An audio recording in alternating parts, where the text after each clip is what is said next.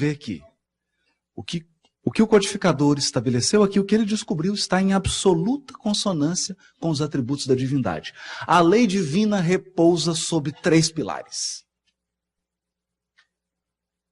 3 pilares. Isso está no item 16 do Código Penal da Vida Futura. É o artigo 16. Ou, se você preferir, emenda 16. Não é? Arrependimento, expiação e reparação constituem, portanto, as 3 condições necessárias para apagar os traços de uma falta e suas consequências. Dar um seminário. É que não pode, né? Mas se pudesse, a gente fazia um seminário aqui o dia inteiro, só nesse parágrafo. Não. Reparem que a metáfora aqui é outra. Nós não estamos falando de pagar débito, quitar débito, porque isso é uma metáfora financeira. Ela é válida para entender. A metáfora aqui é outra. É outra. Significa que toda falta, toda violação à lei divina produz 2 coisas. Primeiro, traços. Segundo, consequências.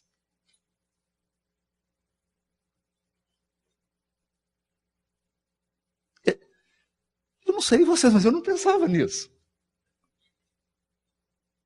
Traços. Traços. Se você comete uma falta, você deixa traços. Primeiro traço, em você. A falta mora em você. E ela te acompanha aonde quer que você vá. Aonde quer que você vá. Aqui vale aquele ditado. Aquela frase, né? O sujeito diz assim: eu tentei fugir de mim, mas aonde eu ia, eu estava.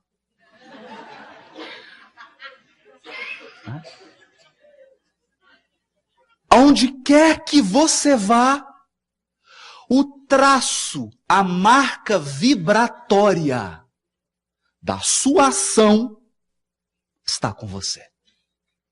Você emana a energia da sua falta.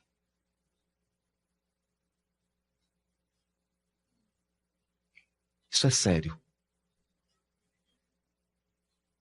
Porque pode pôr a roupa bonitinha, pode crachar linda, arrumar o cabelo, mas não tem jeito. Os espíritos chegam aqui, eles veem a minha vibração. Eu estou emanando. É uma identidade. É uma impressão digital vibratória. Os traços da falta estão em você. E não precisa nem de CSI Miami para descobrir.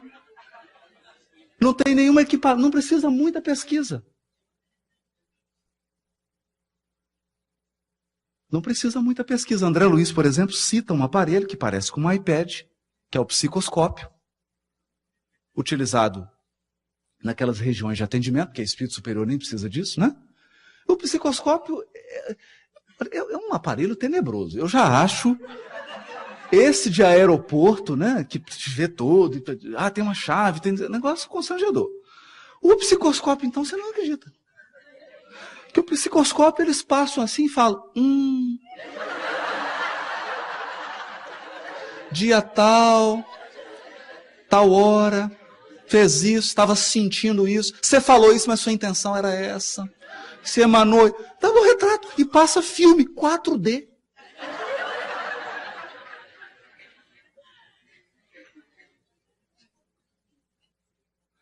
Então significa que os traços estão com você. Está achando pouco? Tem mais. Os traços estão também no outro que sofreu o teu dano.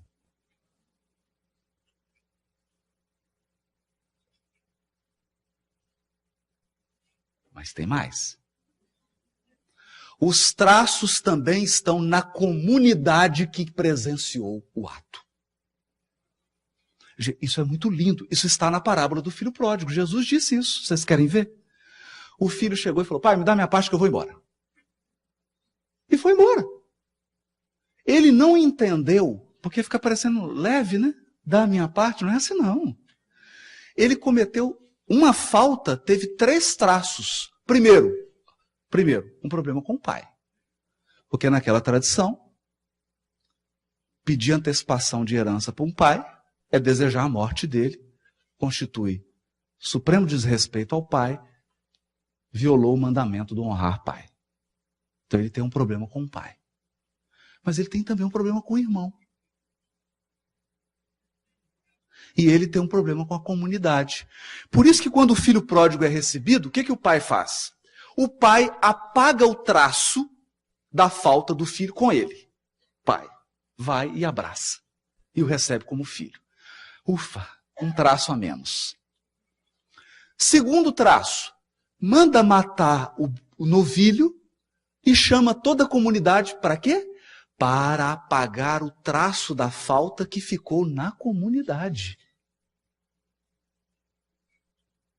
Porque nós sempre erramos perante observadores.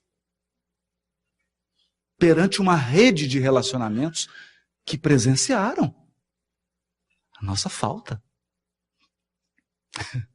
E é perante essa plateia que nós vamos apagar os traços.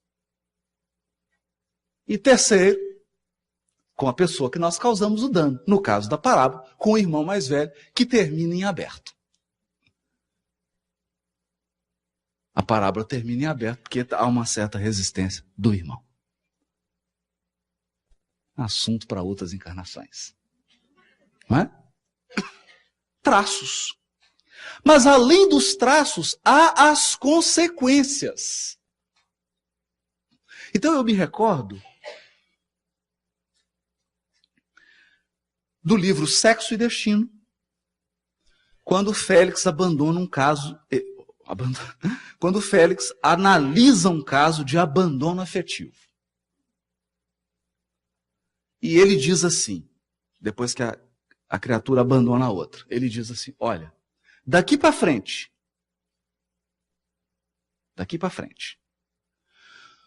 tudo o que essa pessoa cometer de erros na questão afetiva e que tiver relacionado com esse abandono afetivo, ele é corresponsável. São as consequências da falta. Porque há consequências. É natural, há consequências. E assim tudo. E essas consequências, elas são imprevisíveis ao infrator. Porque ele comete o ato, mas ele não sabe. Entende? Então, uma mesma falta pode ter consequências absolutamente diversas. É isso que a gente não entende. E muitas vezes a gente avalia. Ah, fez isso, então vai acontecer aquilo. Nós não sabemos. Nós não sabemos. Porque isso depende muito de como foram, qual foi o desdobramento do caso. O desdobramento. Só voltar para a página aqui que saiu. Então, isso é muito interessante, porque isso nos coloca numa postura mais madura com relação ao assunto justiça divina. E, portanto, para dar conta dos traços em nós, no outro e na comunidade, e das consequências do ato, a justiça divina se repousa em 3 fundamentos: arrependimento, expiação, reparação. E caminhando já para a finalização, vamos falar um pouco rápido sobre isso. Arrependimento ao contrário do conceito popular, porque nós imaginamos arrependimento como alguém chorando com um lenço. Estou arrependido. Não é? Não, isso é consciência pesada. Isso não é o arrependimento. No Novo Testamento, essa palavra aparece. Ela aparece quando João Batista, que é o precursor. Eu acho isso incrível, porque João Batista é aquele que prepara a chegada do Cristo. Então, espiritualmente, é como se nós disséssemos assim: você quer que o Cristo more em você?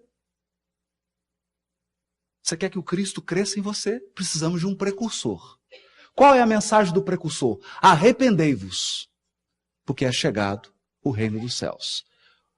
Qual a palavra que está lá? Metanoia. De noes, do grego noes, que é mentalidade, e meta, ou seja, a mudança, o que está além, a transformação da mentalidade. Então, o arrependimento verdadeiro, o verdadeiro arrependimento, é quando você muda a mentalidade que gerou o fato. Porque todos nós agimos segundo uma mentalidade. Querem ver? Você acreditava que relacionamento era isso, isso, isso, isso. Você acreditava que o certo é isso, isso e isso. O errado é isso. Você acreditava que ser feliz é isso, isso, isso e isso. Então você tinha uma mentalidade. E essa mentalidade fundamentou a sua ação. Ora, é lógico.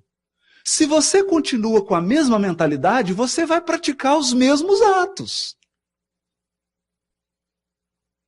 É por essa razão que o Espiritismo é uma obra renovadora do homem. Por quê? Porque ele muda a mentalidade humana. Ele muda os paradigmas. Você passa a encarar a vida e você mesmo sob uma nova lente. E ao mudar a mentalidade, necessariamente, consequentemente, você mudará suas ações. Por quê? Porque o progresso moral segue o progresso intelectual. Ainda que não imediatamente, mas segue. Então o arrependimento é mudar de mentalidade. Porque senão nós entramos num círculo vicioso, e isso é o que acontece demais conosco. Então, essa é uma questão grave. Porque a justiça divina, ela faz todo esse processo. Arrependimento, expiação, reparação. Aí você repara. Mas não há uma garantia de que você não voltará a cometer o mesmo erro se o arrependimento não for completo. Se não houver uma mudança de mentalidade. Então pode acontecer o seguinte. Sabe aquele desafeto seu? Que dessa vez está te causando um prejuízo? Na outra foi você. Na anterior foi ele. Na anterior foi você. Na anterior foi ele. Na anterior foi você. Na anterior foi ele. Peraí, que 7 que nós estamos mesmo?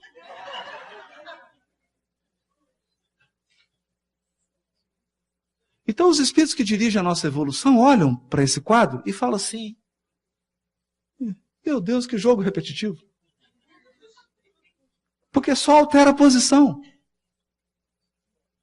Altera a posição. Aí você olha e fala assim: coitadinho, é vítima. Ele fala: vítima? Essa já é a 25ª dele como vítima, 30ª como algoz. Entende? Então, a primeira base da justiça divina é a mudança da mentalidade. Eu preciso olhar e pensar. Embora não seja possível voltar atrás, fazer um novo começo, todos podemos recomeçar e fazer um novo fim.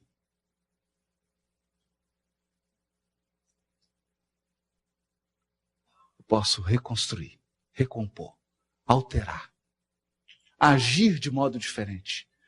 mudar a minha perspectiva, a minha visão.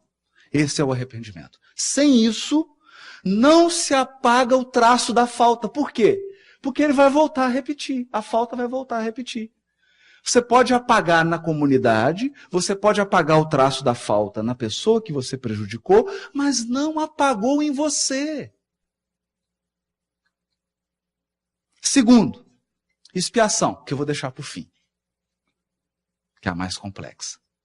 Reparação. Reparação é tratar das consequências do ato. Consequências do ato. Isso é reparar. Porque há uma regra básica no universo. Eu vou até dizer com todo cuidado.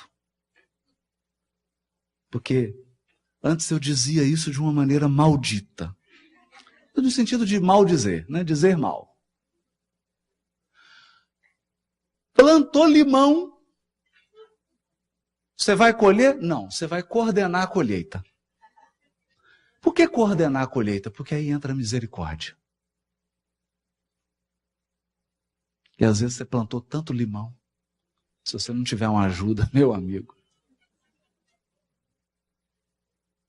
Mas você coordena. Então, tirou do lugar, adivinha quem vai colocar? Você. Encontrou com uma criatura e deixou ela perturbada. Adivinha quem vai recebê-la? Você. A reparação tem uma coisa sensacional. E aqui eu me lembro do livro Nosso Lar. André Luiz está no nosso lar, a mãe está numa esfera superior. Mas ele não era um médico estudado? É. Mas ela não era mãe, dona de casa? É. Está na esfera superior. E o pai? Bom, o pai está numa região um pouquinho assim do umbral, mas daquela mais densa, com as duas amantes. Mas é claro, ele poderia estar com quem? Ele só ficava com elas. Está com as duas amantes. Vão lá os três. E André Luiz fica confuso com aquilo. Ele fala, mãe, como é que nós vamos fazer? Não estou conseguindo ajudar. Ele fala, não, meu filho, já tem um plano. Tem, mãe? Tem. Aí a gente percebe que é o aspecto da reparação. Onde entra a misericórdia divina. Ela diz assim, bom, filho, essa é a lógica. O que o pai de André Luiz ensinou para essas duas amantes? Então, imagina, um homem abastado, duas moças novas, bonitas, né? E só ensinou coisa boa para elas, né? Hã? Porque desse relacionamento, o que saiu de aprendizado ali? Que quantidade de vício essas moças criaram? Vícios emocionais, vícios psicológicos. Não é? Bom, como é que repara isso? Gente, é lindo. É maravilhoso. Porque a justiça divina é soberanamente boa, então ela atua no amor. Recebe como filha. Ontem amante, hoje filha. Só tem um detalhe. Imagina essas duas na adolescência. Todos os vícios que ele contribuiu para que crescessem no coração dessas duas moças vão se manifestar nelas quando elas atingirem o momento da adolescência. E quem será o educador? Quem será o educador? Sócrates? Mas se eu tirar o Sócrates da vida dele para resolver o problema do outro? Não. Repara quem causou o dano. Mas com amor. Com amor. Porque ele receberá como filho, vai ver nascer, vai trocar fraldinha, que coisa linda, vai pôr vestidinho. Aquele mesmo carinho que ele tinha antes vai ter agora. Só que um amor transformado. regenerado. E vai educar aqueles dois corações. E a misericórdia é tão infinita que a mãe de André Luiz disse assim: não se preocupe, eu serei esposa novamente do seu pai. Vou renascer, vou recebê-lo como marido e as duas amantes como filhas. Aí a gente para, entende? Porque a justiça divina tem um componente que se chama amor. Aí eu não consigo explicar. Acabou. Aliás, meu tempo já está acabando. Acabou. Porque você imaginava isso? A mãe de André Luiz reencarnando? Não imaginava, né? Você não imaginava. Mas tem isso. Tem na lei isso. E o elemento central, a expiação. Que para encerrar, nós vamos resumir da seguinte maneira. A expiação é o cerne da pedagogia divina.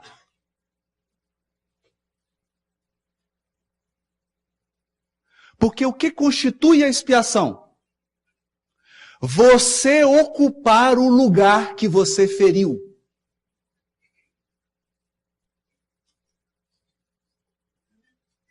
Eu vou dizer de uma maneira bem grosseira para entender. Você nocauteou? É bom, né? É bom. Já foi nocauteado? É bom também. Expiação é isso. Ela te coloca na posição que você não observou antes de agir.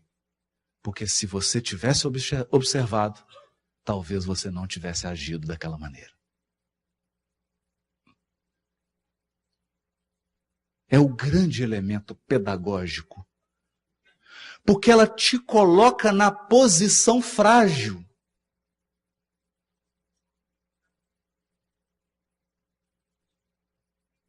Na posição de receber.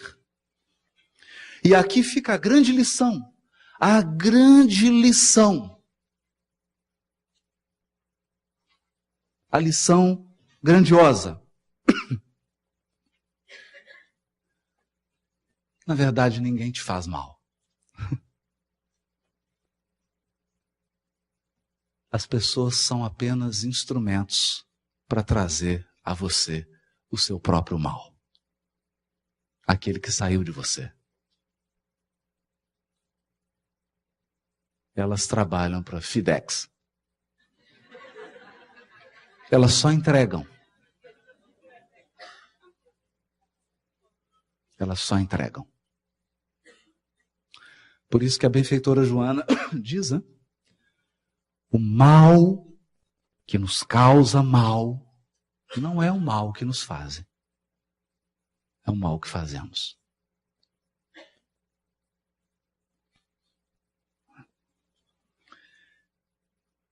Eu gostaria de encerrar,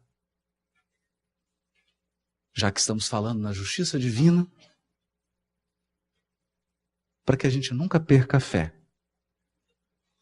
E aqui me lembro de uma poesia de Meimei que diz assim: confia sempre, não percas a tua fé entre as sombras do mundo.